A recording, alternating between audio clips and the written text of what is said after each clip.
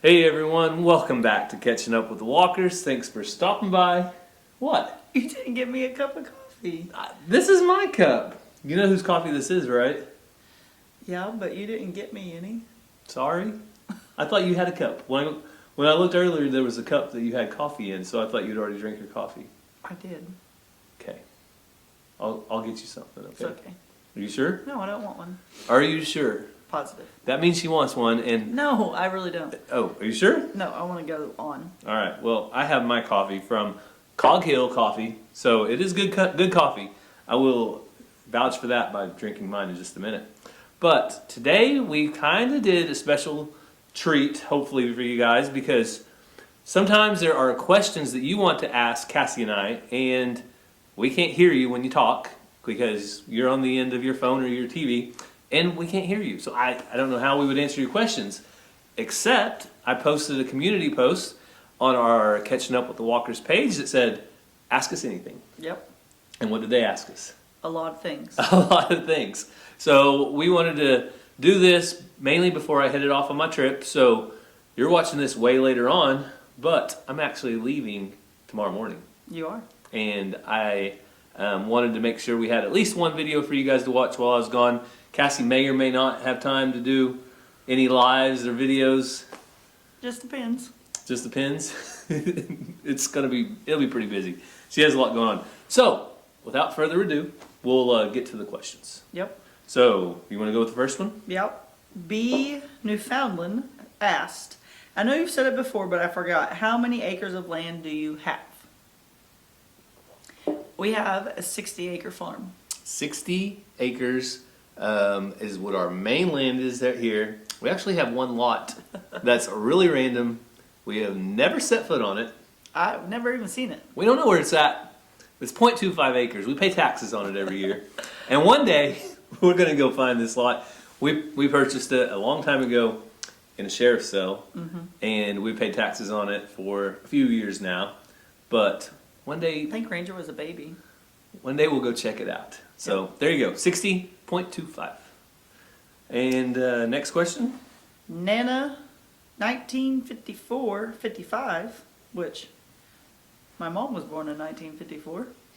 And she's a Nana. My favorite lighthouse, Portland Head. Oh, that wasn't a question. That's not a question. I responded to that one. So that was the picture. So the picture I posted along with our question Q&A response was Cassie and I in front of the Portland Lighthouse in Maine. Yep. Beautiful, beautiful site. Mm-hmm. Probably one of the prettiest ones I've been to. You can read the next one. So name reasons for your children's name. Name reasons for your children's names. Do all Christmas decor have to do with Jesus? Name some. Poinsettia, holly, evergreen presents, ribbon, candle, lights.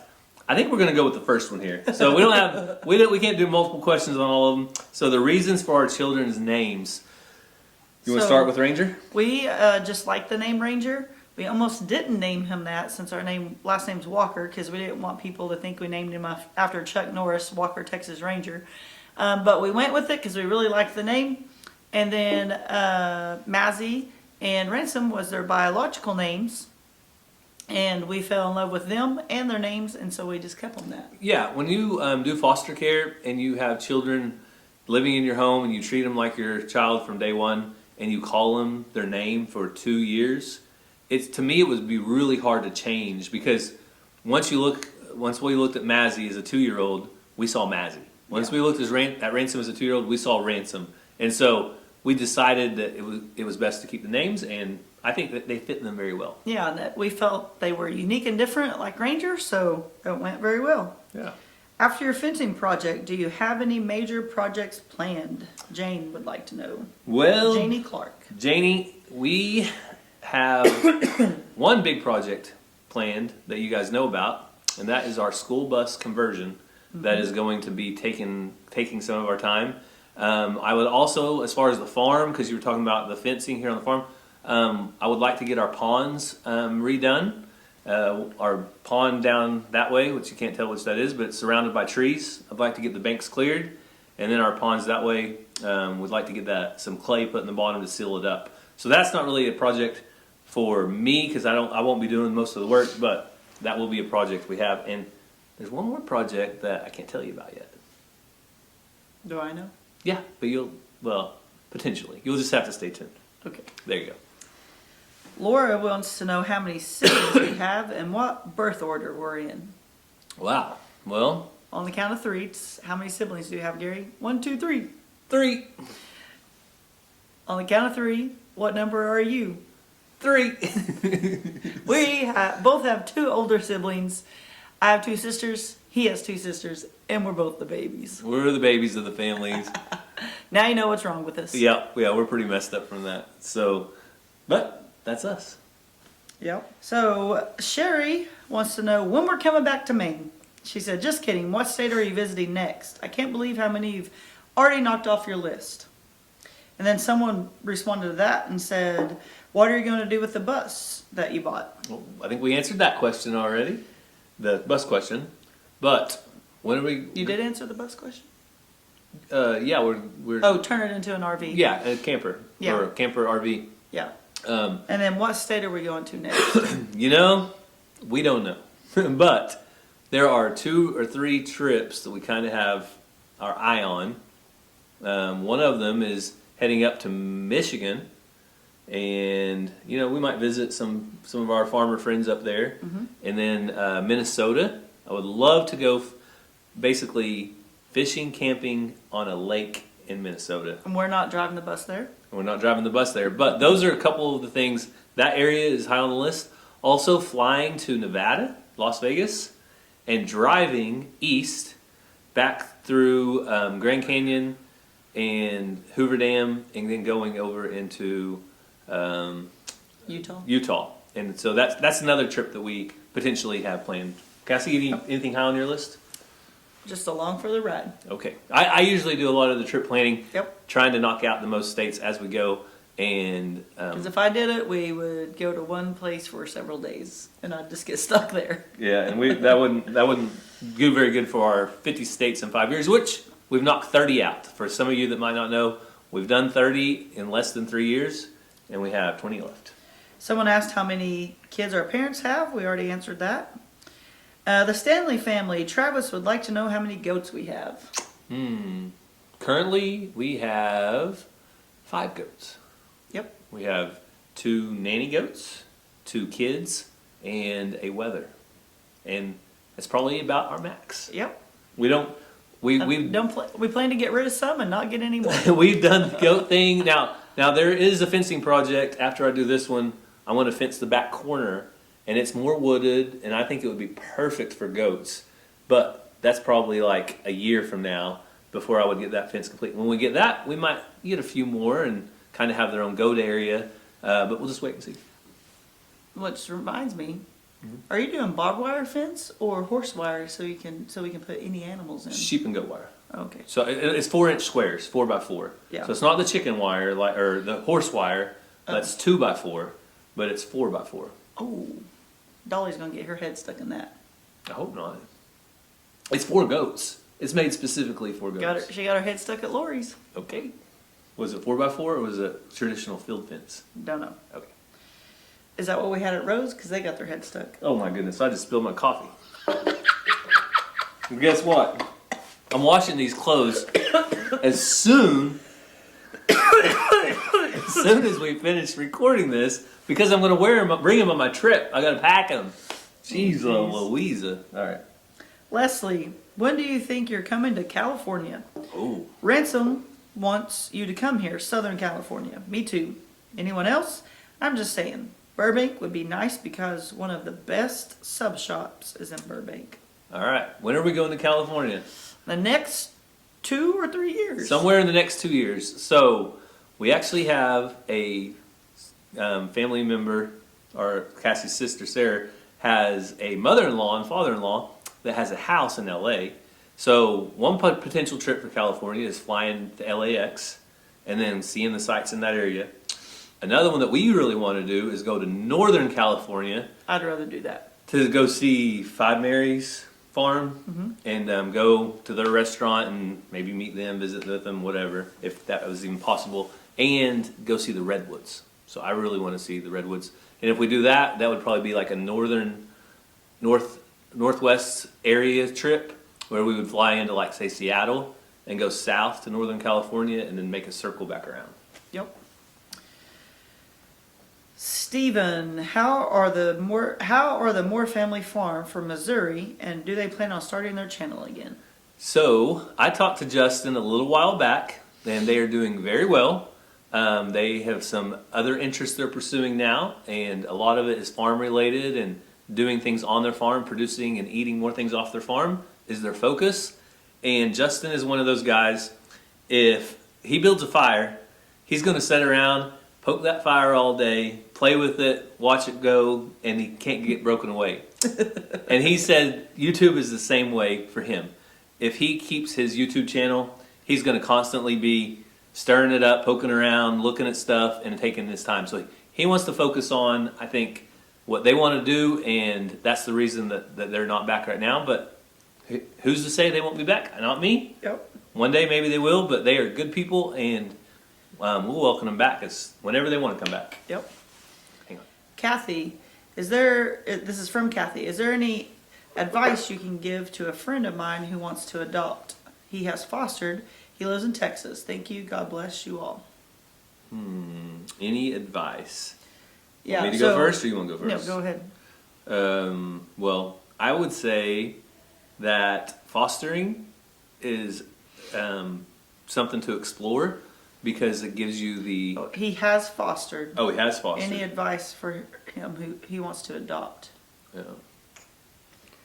Go ahead. I'm thinking. I was just going to say, my thought without was any foster care. specific questions, just in general, that if God is calling you to do it, then answer the call, because He doesn't call everybody. And fostering is probably more of a roller coaster and ups and downs than adoption. So he's been through some of the hardest things. So God knows the child that needs Him. So I just say go for it. Yeah, one thing that I like to say or advice is make sure that you're looking local and in your area, because it seems like to us, we've known people, we have friends that have adopted internationally, and it costs $30,000 to $50,000 to $60,000 to get to be able to adopt internationally. And if God puts that on your heart and that's what you are led to do, great.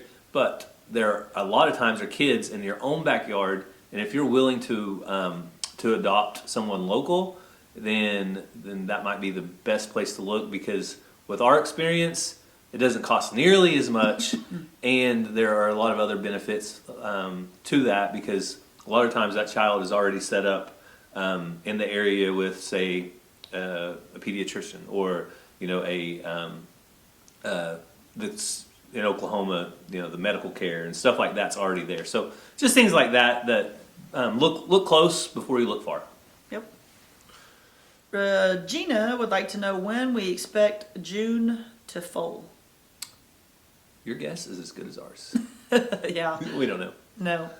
That's what we were just talking to my mom today. She said that horses don't do well if they have babies in the wintertime. She wasn't 100% sure about donkeys, so we were kind of visiting on what we would do if Patsy had hers.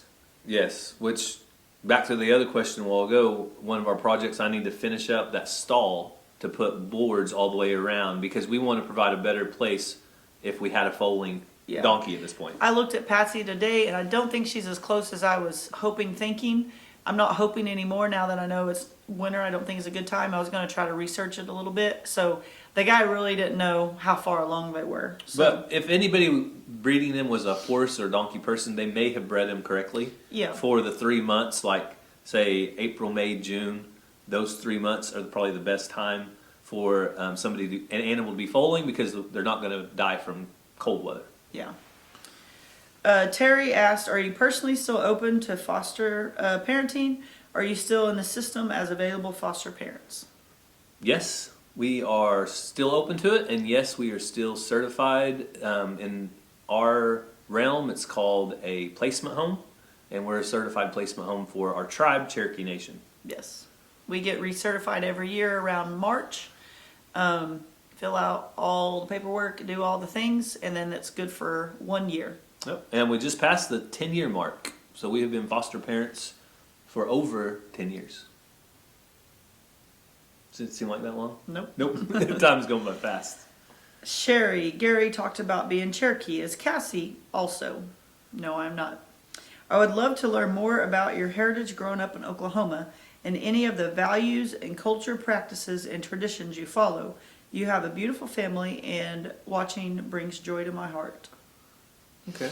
Well, I don't think that there are as many things that people from outside of the tribe think of being cultural as people from inside. So I'll just say, so growing up, my mom worked for the tribe, and we went to a lot of small gatherings, which to me, I'm telling you, this is my cultural experience, where you might have a flatbed trailer backed up on the courthouse lawn, and they're cooking fry bread and hog meat, and they're playing traditional type games like stickball and marbles, Cherokee marbles, and different things like that.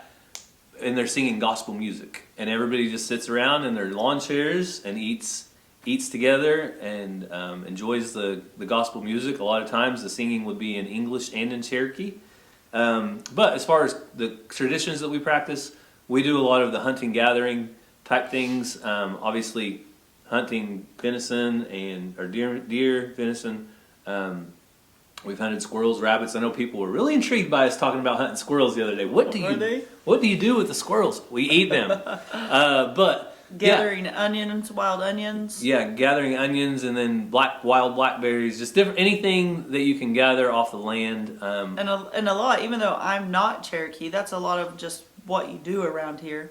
So a lot of things we don't realize as much as being culture as just a lifestyle. Yeah, and the cultural stuff. I mean, there are lots of opportunities we live close to the capital of the Cherokee Nation, which is Tahlequah, Oklahoma. They have powwows, stomp dances.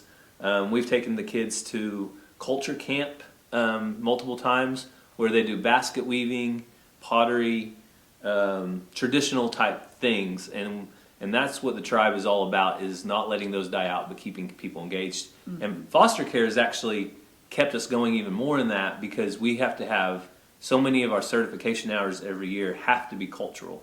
So we take the kids and go do all the fun things that are involved in that. So we had to update our battery. Got a new one. It's like a rookie over here. Melissa, I would love to hear about the adoption of the kids and how that came about. We do have a video out about that, and that is a really long story. But God called us to adoption early on, and dating and things. We knew that was something that God had called both of us to do, and then it just all fell into place. But we do have videos about that. Also, I'd love to know information you can share on getting chickens for the first time and how many they need, a rooster, and so on. So, I mean, it depends on how big your coop is, but I'd only start with 4 to 6. You do not need a rooster unless you want fertile eggs. So they will lay eggs without a rooster. If you want fertile eggs, or you just want to hear a rooster crow, I would do 1 rooster to like 10 hens or so. I would say begin with the end in mind. So what do you want out of these chickens? Do you want 4 eggs a week? Do you want 6 eggs a week, 10 eggs a week?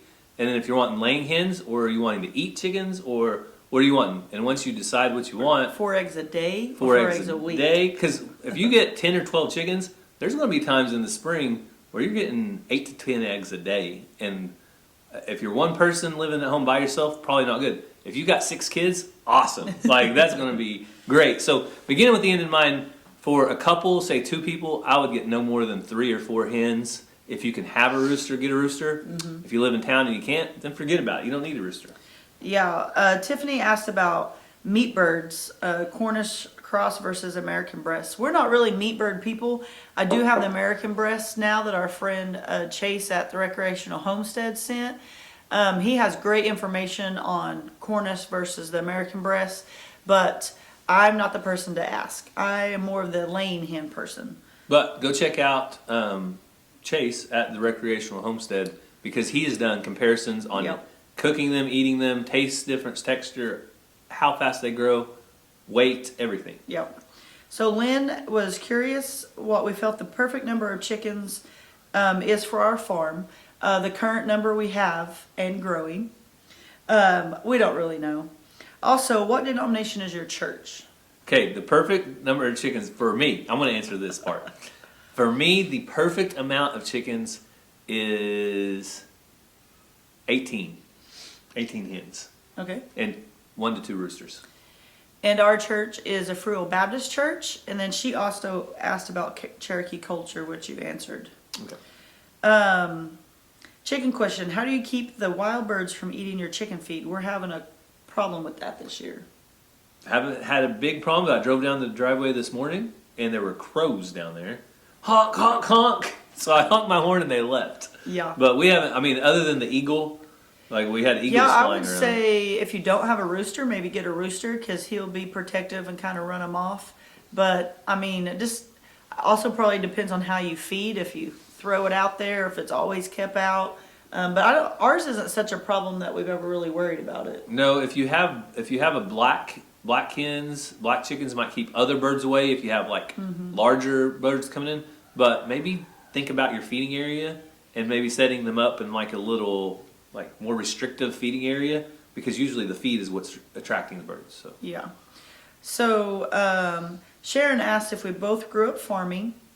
Yes, we both grew up on a farm from the day we were brought home from the hospital. And we speak about renovating houses and did that a number of years until you bought a farm. Is this your first farm? And how did you decide on what size of farm you wanted to raise and what you wanted to raise on the farm? So we flipped 3 different houses until we were able to have the money to purchase our long-term 60-acre farm that we were on now. And we have a whole video about this too, if you go back from like basically beginning to end. But we had, at the time, before YouTube, we had beef cattle. And we wanted a good amount of pasture land for our beef cattle because that was our primary farm animal. And we wanted a hay pasture, so we could do our own hay and do our own cows. So we wanted 60 acres because it had a 30-acre hay pasture, 30-acre grazing pasture. Which we wanted more land, but that's not what we got. So that's where we landed. We lived in town. We flipped 2 houses in town to help with the revenue and stuff. And then we flipped a farm that was 40 acres, quite a ways out of town. That was ran down. Nobody had lived and been there for over 2 years. Then we found this farm. Yep. So another question she had, how old were you both when you learned how to shoot a rifle? You're both incredibly safety-minded and very good with a rifle. So I was just wondering if that comes from being taught as youngsters. Love your channel. I can't remember ever not shooting something. So my dad was in the Army, and I had to shoot my BB gun until to move up. I had to be able to be dead on. So I had to shoot my BB gun a lot, treat it like a rifle. He taught me a lot about safety and shooting, and then single shot 22 and so on and so on. But I was much younger even than our kids when I was going, me and my neighbor kid, we were going squirrel hunting on our own at like age 8 with 22s. Yeah, and here's the thing: when you live in the country, like Cassie and I did growing up, and you're in the middle of nowhere, your entertainment is things like hunting. If you had an ATV, if you're lucky enough, I didn't. I had a go-kart, things like that. So that's your entertainment. So I would literally make targets out of pop cans and string, and I would throw them up in the trees, and I would take my BB gun and just shoot them all day long. I had a pellet gun after the BB gun was a pellet gun, and you had to pump it up, and then the more you pumped it, the harder it shot. Yeah. So, I mean, it was just more of a lifestyle, and then like my grandpa and I would go squirrel hunting. We would eat the squirrels. And never was it silliness, goofiness, or just for fun. Like Gary talking about making the targets and the pop cans. Like I did those type of things too, and that was to work on getting better so that you could go hunt and provide for your family and things like that. So I think that's why we take it very serious and we're passionate about it, is because it's a lifestyle and it's not just a sport or just for fun. I think we just looked at the phone and realized we have spent about our maximum amount of time. I was going to try to knock them all out, but we can respond to those that we didn't get to answer, or make another video about it. Yeah. Maybe when Gary's gone, I'll answer him by myself, and then he can't disagree. That would work. If you want to do that, Cassie, 100% go for it. So maybe you'll see Cassie on another video answering questions, or when I return and we get to sit down with a cup of coffee, we'll talk about the trip a little bit and we'll answer the rest of your questions. Yeah. So something like that. But as always, we want to thank you guys for following along with our family. If you guys have any prayer requests, leave them down in the comments below, and we will pray over those, and other people will see those as well. Yes. Anything else, Cass? I don't think so. We're going to miss Gary. We will survive. We already know how amazing he is on our farm and how blessed we are, and we're excited for him to go have a good time. I don't know about good. We're going to see how good a time I have in the heat. Someone told him today, there's beautiful beaches down there. And then they were like, I don't think you're going to get to see any, though. No. Let's see. Installing sewer lines, pouring concrete, and building a block retaining wall. So we'll see how it goes, but it'll be for a good thing either way. So we hope you guys have a great day. God bless, and we'll see you next time. Love you guys.